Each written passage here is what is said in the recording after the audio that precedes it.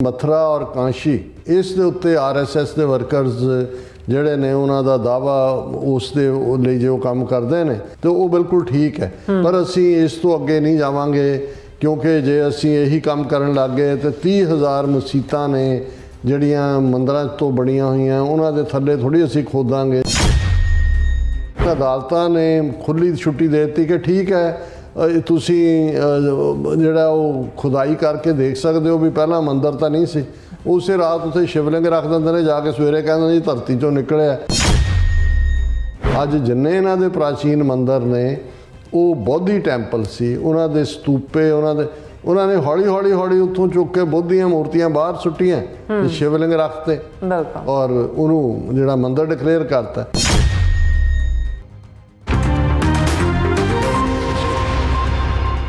Viewers welcome back to program stories. ਗੱਲਬਾਤ ਕਰਨ ਜਾ ਰਹੇ ਹਾਂ ਕਿ ਭਾਰਤ ਬੜੀ ਤੇਜ਼ੀ ਨਾਲ ਹਿੰਦੂਤਵੀ ਰਾਸ਼ਟਰ ਬਣਨ ਵੱਲ ਵੱਧ ਰਿਹਾ ਹੈ। ਆਰਐਸਐਸ ਦੇ ਮੋਹਨ ਭਾਗਵਤ ਤੋਂ ਬਾਅਦ ਦੂਸਰੇ ਨੰਬਰ ਦੇ ਆਗੂ ਦੱਤਾਤਰੇਆ ਨੇ ਇੱਕ ਇੰਟਰਵਿਊ ਵਿੱਚ ਕਿਹਾ ਹੈ ਕਿ ਅਸੀਂ ਆਪਣੇ ਵਰਕਰਾਂ ਨੂੰ ਖੋਲ੍ਹ ਦਿੰਦੇ ਹਾਂ ਕਿ ਉਹ ਮਥੁਰਾ ਅਤੇ ਕਾਸ਼ੀ ਦੀਆਂ ਮਸੀਤਾਂ ਨੂੰ ਮੰਦਰ ਬਣਾਉਣ ਦੀ ਮੁਹਿੰਮ ਵਿੱਚ ਸ਼ਾਮਲ ਹੋ ਸਕਦੇ ਨੇ। ਔਰ ਦੂਸਰੇ ਪਾਸੇ ਯੂਪੀ ਸਰਕਾਰ ਵੱਲੋਂ ਬਲਡੋਜ਼ਰ ਇਨਸਾਫ ਦੇ ਨਾਂ ਥੱਲੇ ਲਗਾਤਾਰਤਾ ਨਾਲ ਮੁਸਲਮਾਨਾਂ ਦੇ ਘਰ ਤੇ ਜਿਹੜੇ ਉਹਨਾਂ ਦੇ ਵਪਾਰਕ ਅਦਾਰੇ ਨੇ ਉਹ ਢਾਏ ਜਾ ਰਹੇ ਨੇ। ਸੋ ਇਸ ਬਾਰੇ ਆਪਾਂ ਗੱਲਬਾਤ ਕਰਨ ਜਾ ਰਹੇ ਹਾਂ। ਸੋ ਅਸੀਂ ਚਾਹਾਂਗੇ ਕਿ ਤੁਸੀਂ ਇਸੇ ਤਰ੍ਹਾਂ ਬਣੇ ਰਹਿਣਾ। ਦੇਖਣ ਸੁਣ ਲਈ ਲਿਖਣ ਲਈ ਤੁਹਾਡਾ ਸਭ ਦਾ ਬਹੁਤ ਬਹੁਤ ਸ਼ੁਕਰੀਆ ਜੀ। ਡਾਕਟਰ ਸਾਹਿਬ ਕੀ ਵਿਚਾਰ ਨੇ? ਦੇਖੋ ਅਮਰੀਕਾ ਦਾ ਲਿਬਰੇਸ਼ਨ ਡੇ ਤਾਂ ਕੱਲ੍ਹ ਹੋਣਾ ਜਿਵੇਂ ਪ੍ਰੈਜ਼ੀਡੈਂਟ ਟਰੰਪ ਨੇ ਕਿਹਾ ਜੀ। ਹਾਲਾਂ ਲਿਬਰੇਸ਼ਨ ਜਿਹੜਾ ਲਫ਼ਜ਼ ਹੈ ਜਿਸ ਅੰਦਾਜ਼ 'ਚ ਬਹੁਤ ਸਾਰੇ ਡਿਸਕਸ ਕਰਦੇ ਨੇ ਇਹਦੇ ਨਾਲੋਂ ਜ਼ਿਆਦਾ ਇਹ ਸੀ ਕਿ ਅਮਰੀਕਨ ਇੰਟਰਸਟ ਫਸਟ ਹੋਣਗੇ।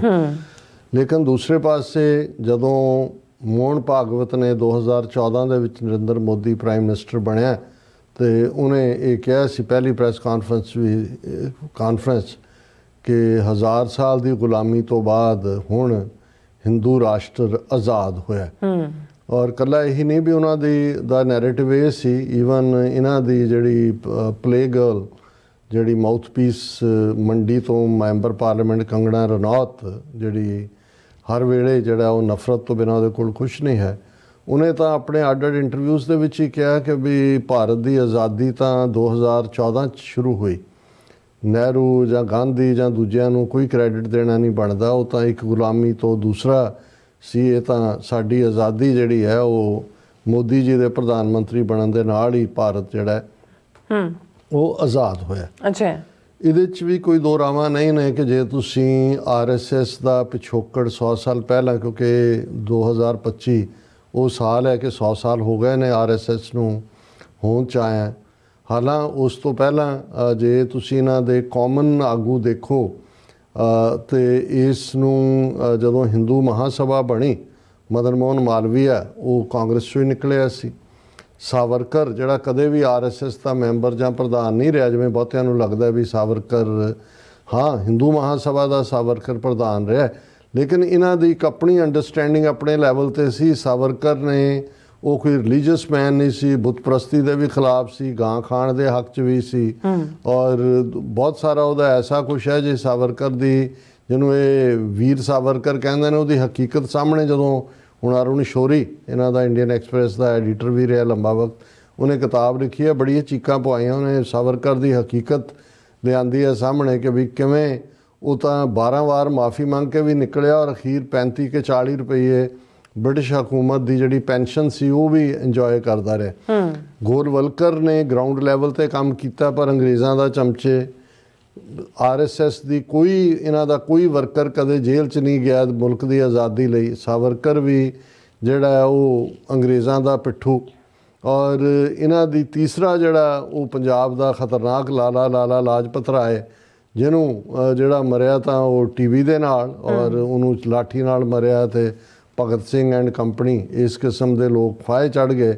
ਔਰ ਲਾਲਾ ਲਾਜਪਤ ਰਾਏ ਨੇ ਵੀ ਇਸ ਕਿਸਮ ਦਾ ਇਹ ਜਿਹੜੀ ਟੂ ਨੇਸ਼ਨ ਥਿਊਰੀ ਜਿਹੜੀ ਬਾਅਦ 'ਚ ਮੁਹੰਮਦ ਅਲੀ ਜਿਨਾਹ ਦੇ ਖਾਤੇ 'ਚ ਪਾਈ ਜਾਂਦੀ ਹੈ, ਅਸਲ 'ਚ ਇਹ ਇਹਨਾਂ ਦਾ ਹੀ ਥਾਟ ਸੀ ਜਿਹਦੇ 'ਚ ਲਾਜਪਤ ਰਾਏ, ਸਾਵਰਕਰ, ਮਦਨ ਮੋਹਨ ਮਾਲਵੀਆ ਔਰ ਬਾਅਦ 'ਚ ਗੋਲਵਲਕਰ ਐਂਡ ਕੰਪਨੀ। 47 ਤੋਂ ਬਾਅਦ ਆਰਐਸਐਸ ਨਿਕਲਿਆ ਆਪਣੇ ਸੋਸ਼ਲ ਕੋਕੂਨ 'ਚੋਂ ਨਿਕਲ ਕੇ ਸਿਆਸੀ ਧਿਰ ਭਾਰਤੀ ਜਨਸੰਘ ਫਾਊਂਡ ਕੀਤਾ। ਉਹਨੂੰ ਕੋਈ ਬਹੁਤੀ ਪਜ਼ੀਰਾਈ ਨਹੀਂ ਮਿਲੀ। ਵਕਤ ਪਾ ਕੇ ਜੈ ਪ੍ਰਕਾਸ਼ ਨਾਰਾਇਣ ਸੀਨ ਤੇ ਆ ਗਿਆ। ਇੰਦਰਾ ਗਾਂਧੀ ਦੇ ਖਿਲਾਫ ਉਹਨੇ ਟੋਟਲ ਰੈਵੋਲੂਸ਼ਨ ਪੂਰਨ ਕ੍ਰਾਂਤੀ ਐਜੀਟੇਸ਼ਨ ਸ਼ੁਰੂ ਕੀਤੀ, ਜਿਹਦੇ 'ਚ ਸਾਰੀਆਂ ਵਿਰੋਧੀ ਧਿਰਾਂ ਇੱਕ ਝੰਡੇ ਥੱਲੇ ਆਈਆਂ ਔਰ ਉਹਦੇ ਥੱਲੇ ਭਾਰਤੀ ਜਨਸੰਘ BJP ਬਣ ਗਿਆ।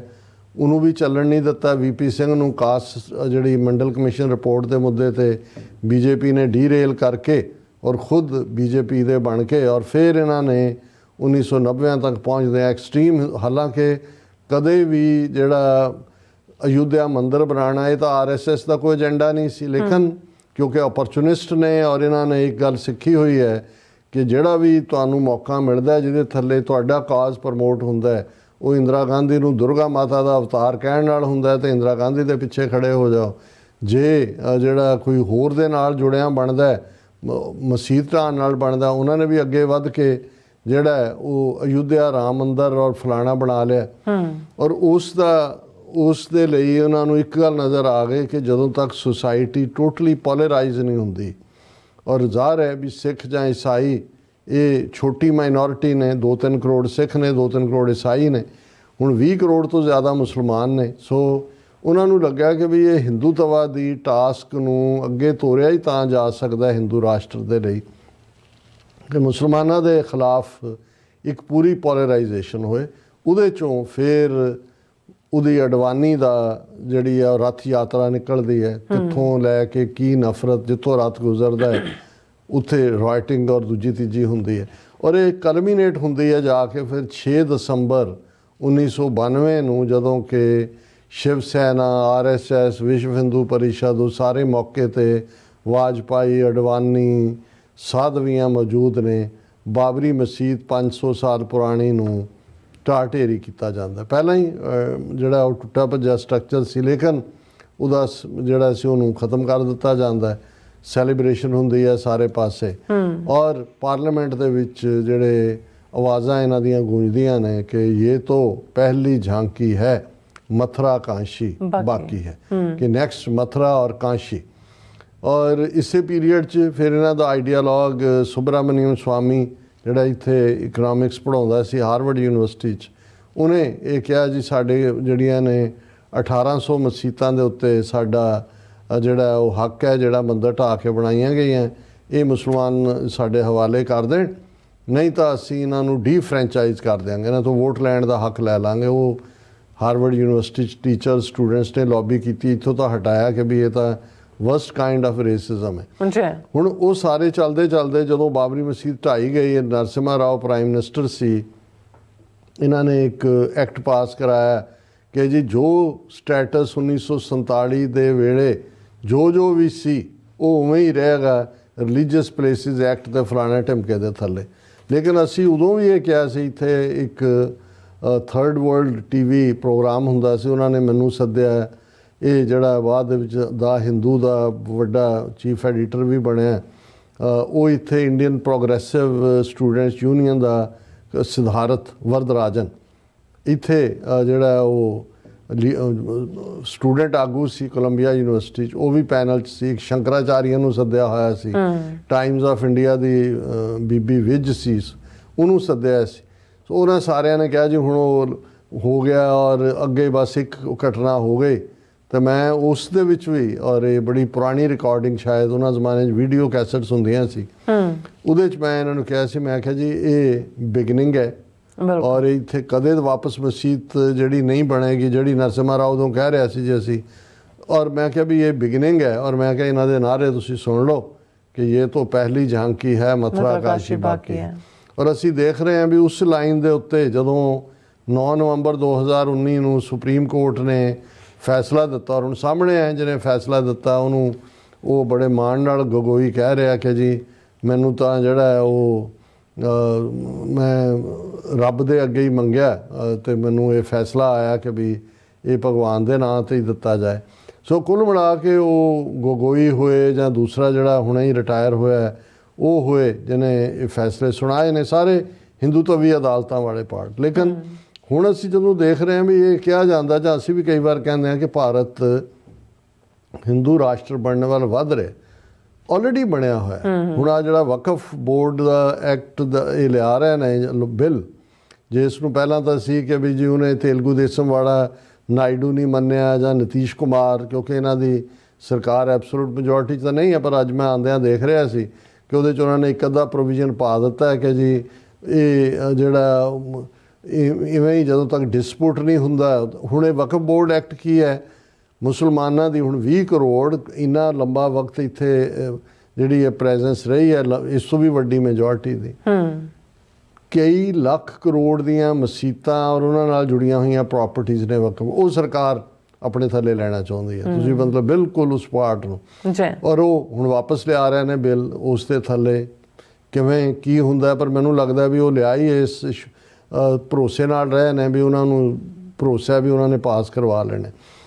ਦੂਸਰੇ ਪਾਸੇ ਅਦਿੱਤਿਆਨਾਥ ਗੁੰਡਾ ਯੂਪੀ ਦੇ ਵਿੱਚ ਕਿਸ ਲੈਵਲ ਦੇ ਉੱਤੇ ਬੁਲਡੋਜ਼ਰ ਜਸਟਿਸ ਦੇ ਨਾਂ ਥੱਲੇ ਗੁੰਡਾਗਰਦੀ ਕਰ ਰਿਹਾ ਹੈ। ਅੱਜ again Supreme Court bulldozing homes of 6 UP citizens inhuman and illegal, Supreme Court ਨੇ ਕਿਹਾ।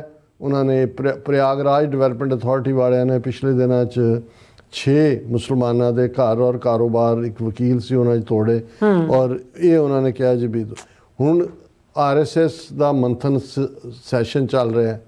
ਮੋਦੀ ਵੀ ਨਾਗਪੁਰ ਹਾਜ਼ਰੀ ਲਵਾ ਕੇ ਆਇਆ, ਉੱਥੇ ਜਿਹੜੇ ਫਾਊਂਡਰ ਸੀ ਉਹਨਾਂ ਦੇ ਮਕਬਰੇ ਦੇ ਉੱਤੇ ਜਾਂ ਕਬਰ ਜਾਂ ਸਮਾਧ ਜੋ ਵੀ ਇਹਨਾਂ ਦਾ ਹੈ ਉਹਦੇ 'ਤੇ ਫੁੱਲ ਚਾੜ ਕੇ ਆਇਆ। ਹੁਣ ਕਿਉਂਕਿ ਮੋਹਨ ਭਾਗਵਤ ਸੀਨੀਅਰ ਮੈਨ ਹੈ, ਉਹਦਾ ਸਰਸੰਘ ਚਾਲਕ ਉਹਨਾਂ ਦਾ ਟਾਈਟਲ। ਨੰਬਰ 2 ਮੈਨ ਜਿਹੜਾ ਹੈ ਉਹ ਦੱਤਾਤ੍ਰੇਆ ਹੋਜ਼ੇਬੇਲ ਹੈ। ਹੁਣ ਦੱਤਾਤ੍ਰੇਆ ਇਹਨਾਂ ਦਾ ਇੱਕ ਵੈਸੇ ਪੁਰਾਣਾ ਰਿਸ਼ੀ ਵੀ ਹੋਇਆ, ਉਹਦੇ ਨਾਂ ਤੇ ਇਹਦਾ ਨਾਂ ਹੋਏਗਾ। ਉਹਨੇ ਜਿਹੜੀ ਇੱਕ ਵਿਕਰਮਾ ਨਾਂ ਦੀ ਕਨਾਡਾ, ਜਿਹੜੀ ਕਰਨਾਟਕਾ ਦੀ ਜ਼ਬਾਨ ਹੈ, ਉਸ ਦੇ ਵਿੱਚ ਇੰਟਰਵਿਊ ਦਿੱਤਾ ਹੈ, ਜਿਹਦੇ 'ਚ ਉਹਨੇ ਕਿਹਾ ਕਿ ਜੀ ਅਸੀਂ ਮਥੁਰਾ ਔਰ ਕਾਂਸ਼ੀ ਇਸ ਦੇ ਉੱਤੇ RSS ਦੇ ਵਰਕਰਸ ਜਿਹੜੇ ਨੇ ਉਹਨਾਂ ਦਾ ਦਾਵਾ ਉਸ ਦੇ ਲਈ ਜੋ ਕੰਮ ਕਰਦੇ ਨੇ, ਦੇ participate in efforts concerning Krishna Janmabhoomi issue in Mathura and Gyanvapi mosque dispute in Varanasi. ਤੇ ਉਹ ਬਿਲਕੁਲ ਠੀਕ ਹੈ, ਪਰ ਅਸੀਂ ਇਸ ਤੋਂ ਅੱਗੇ ਨਹੀਂ ਜਾਵਾਂਗੇ, ਕਿਉਂਕਿ ਜੇ ਅਸੀਂ ਇਹੀ ਕੰਮ ਕਰਨ ਲੱਗ ਗਏ ਤੇ 30,000 ਮਸੀਤਾਂ ਨੇ ਜਿਹੜੀਆਂ ਮੰਦਰਾਂ ਤੋਂ ਬਣੀਆਂ ਹੋਈਆਂ, ਉਹਨਾਂ ਦੇ ਥੱਲੇ ਥੋੜ੍ਹੀ ਅਸੀਂ ਖੋਦਾਂਗੇ ਜਾਂ ਇਹ। ਸੋ ਮਤਲਬ ਇਹ ਹੈ ਵੀ ਜਿਵੇਂ ਹੌਲੀ ਉਸ ਪਾਸੇ ਵੱਲ ਜਾਂਦੇ ਆ। ਅਲਟੀਮੇਟਲੀ ਇਹਨਾਂ ਨੇ ਜੋ ਹਾਲ ਬੁੱਧ ਧਰਮ ਦਾ ਕੀਤਾ ਸੀ, ਕਿਉਂਕਿ ਅੱਜ ਜਿੰਨੇ ਇਹਨਾਂ ਦੇ ਪ੍ਰਾਚੀਨ ਮੰਦਰ ਨੇ ਉਹ ਬੌਧੀ ਟੈਂਪਲ ਸੀ, ਉਹਨਾਂ ਦੇ ਸਤੂਪੇ, ਉਹਨਾਂ ਨੇ ਹੌਲੀ ਉੱਥੋਂ ਚੁੱਕ ਕੇ ਬੁੱਧ ਦੀਆਂ ਮੂਰਤੀਆਂ ਬਾਹਰ ਸੁੱਟੀਆਂ ਤੇ ਸ਼ਿਵਲਿੰਗ ਰੱਖਤੇ ਔਰ ਉਹਨੂੰ ਜਿਹੜਾ ਮੰਦਰ ਡਿਕਲੇਅਰ ਕਰਤਾ। ਹੁਣ ਉਹੀ ਹਾਲਾਂ ਰਿਲੀਜੀਅਸ ਪਲੇਸਿਸ ਜਿਹੜਾ ਪ੍ਰੋਟੈਕਸ਼ਨ ਐਕਟ ਐਗਜ਼ਿਸਟ ਕਰਦਾ 1993 ਦਾ, ਲੇਕਿਨ ਅਦਾਲਤਾਂ ਨੇ ਖੁੱਲ੍ਹੀ ਛੁੱਟੀ ਦੇ ਦਿੱਤੀ ਕਿ ਠੀਕ ਹੈ ਤੁਸੀਂ ਜਿਹੜਾ ਉਹ ਖੁਦਾਈ ਕਰਕੇ ਦੇਖ ਸਕਦੇ ਹੋ ਵੀ ਪਹਿਲਾਂ ਮੰਦਰ ਤਾਂ ਨਹੀਂ ਸੀ। ਉਸੇ ਰਾਤ ਉੱਥੇ ਸ਼ਿਵਲਿੰਗ ਰੱਖ ਦਿੰਦੇ ਨੇ, ਜਾ ਕੇ ਸਵੇਰੇ ਕਹਿੰਦੇ ਜੀ ਧਰਤੀ 'ਚੋਂ ਨਿਕਲਿਆ। ਉਹੀ ਮੁਨਸਫ, ਉਹੀ ਵਕੀਲ, ਤੇ ਉੱਥੇ ਤਾਂ ਕੋਈ ਅਪੀਲ ਵਕੀਲ ਦਲੀਲ ਨਹੀਂ ਹੈ। ਸੋ ਅਸੀਂ ਸਮਝਦੇ ਹਾਂ ਵੀ ਆਲਰੇਡੀ ਭਾਰਤ ਹਿੰਦੂ ਨੇਸ਼ਨ ਬਣ ਚੁੱਕਾ ਹੈ। ਜਿਸ ਕਿਸਮ ਦੀਆਂ ਨੀਤੀਆਂ ਇਹ ਲਾਗੂ ਕਰ ਰਹੇ ਨੇ ਉਸ 'ਚ ਕੋਈ ਸ਼ੱਕ ਸ਼ੁਬਾ ਨਹੀਂ ਹੈ ਕਿ ਇੰਡੀਆ ਹੁਣ ਇਹ ਵੱਖਰੀ ਕਹਾਣੀ ਹੈ ਕਿ ਭਾਈ ਇਹਨਾਂ ਤੋਂ ਜਿਹੜੀਆਂ ਫਰੀडम ਮੂਵਮੈਂਟਸ ਨਾਰਥ ਈਸਟ ਦੀਆਂ ਨੇ, ਨਕਸਲਾਈਟਸ ਦੀਆਂ ਨੇ, ਖਾਲਿਸਤਾਨ ਕਸ਼ਮੀਰ ਦੀ ਹੈ, ਅਲਟੀਮੇਟਲੀ ਇਹਨਾਂ ਨੇ ਖੰਡ ਹੋਣਾ। ਪਰ ਹਾਲ ਦੀ ਘੜੀ ਇਹ ਇਸ 'ਚੋਂ ਤਸੱਲੀ ਲੈ ਸਕਦੇ ਨੇ ਕਿ ਜੀ ਅਸੀਂ ਜਿਹੜਾ ਹੈ ਇੱਕ ਵੱਡੇ ਹਿੱਸੇ ਨੂੰ ਡਰਾ ਲਿਆ ਔਰ ਅਸੀਂ ਹਿੰਦੂ ਰਾਸ਼ਟਰ ਦੇ ਕਰੀਬ ਪਹੁੰਚ ਗਏ ਹਾਂ। ਹੁਣ ਸਿਰਫ ਭਾਰਤੀ ਸੰਵਿਧਾਨ ਦੀ ਥਾਂ 'ਤੇ ਮਨੂ ਸਮ੍ਰਿਤੀ ਨੂੰ ਹੀ ਸੰਵਿਧਾਨ ਐਲਾਨਣਾ ਬਾਕੀ ਹੈ। ਉਹ ਇਸ ਲਈ ਨਹੀਂ ਕਰ ਪਾ ਰਹੇ ਕਿਉਂਕਿ ਇਹ 400 ਸੀਟਾਂ ਦੀ ਜਿਹੜੀ ਤਵੱਕੋ ਕਰਦੇ ਸੀ ਉਹ 240 ਤੇ ਸਿਮਟ ਗਈ ਹੈ। ਉਹ ਇੱਕ ਅੱਧੀ ਵਾਰੀ ਡੀਕ ਸਕਦੇ ਨੇ ਔਰ ਆਲਰੇਡੀ ਉਹਨਾਂ ਦਾ ਫਰਨੈਂਡਿਸ ਜਿਹੜਾ ਚੀਫ ਮਿਨਿਸਟਰ ਹੈ ਮਹਾਰਾਸ਼ਟਰ ਦਾ, ਉਹ ਕਹਿ ਰਿਹਾ ਕਿ ਜੀ ਅਗਲੇ 2029 ਦੇ ਵਿੱਚ ਵੀ ਮੋਦੀ ਜਨਾਬ ਜਿਹੜੇ ਨੇ ਉਹੀ ਪ੍ਰਧਾਨ ਮੰਤਰੀ ਹੋਣਗੇ। ਸੋ ਇਹ ਇਹਨਾਂ ਦਾ ਏਜੰਡਾ ਅਲਟੀਮੇਟ। ਜੀ ਡਾਕਟਰ ਸਾਹਿਬ ਤੁਹਾਡਾ ਬਹੁਤ ਬਹੁਤ ਧੰਨਵਾਦ। ਸੋ ਥੱਲੇ ਨੇ ਬ੍ਰੇਕ ਵਿਊਅਰਸ ਤੁਸੀਂ ਕਿਤਨੀ ਜਾਣਾ, ਮਿਲਦੇ हैं आफ्टर दिस शॉर्ट ब्रेक।